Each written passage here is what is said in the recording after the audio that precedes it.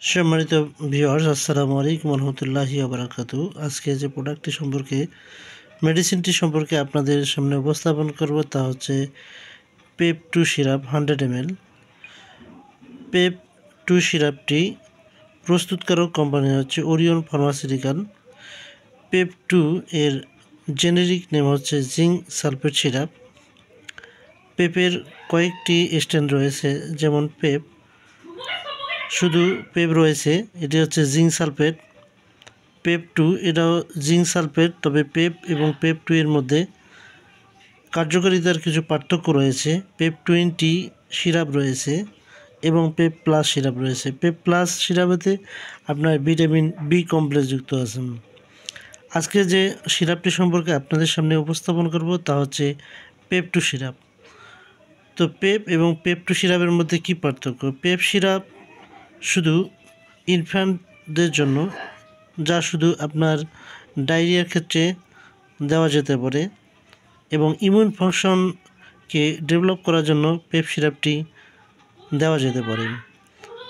Pep এবং Pep টুর মধ্যে পার্থক্য হচ্ছে পেপ টু সিরাপটি আপনার যাদের নিউমোনিয়া হয় এই নিউমোনিয়ার ঝুঁকি কমানোর ক্ষেত্রে সাহায্য করবে, এবং কমন কোল্ড এবং ঠান্ডাজনিত যে অসুবিধাগুলো হয়ে থাকে এই অসুবিধাগুলো থেকে পেপ টু বাচ্চাদেরকে রক্ষা করবে।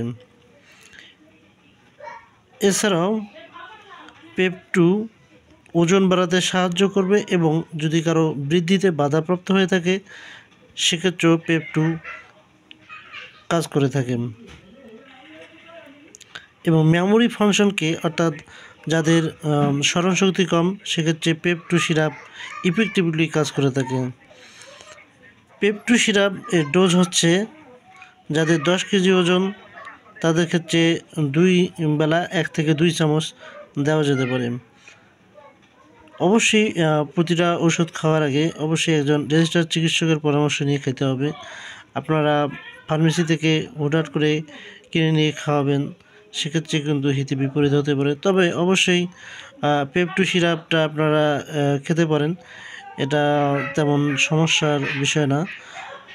পেপ টু সিরাপের তেমন পার্শ্ব প্রতিক্রিয়া নেই। পেপ টু সিরাপ 100 ml এবং 200 ml দুই স্ট্রেন্থেই রয়েছে।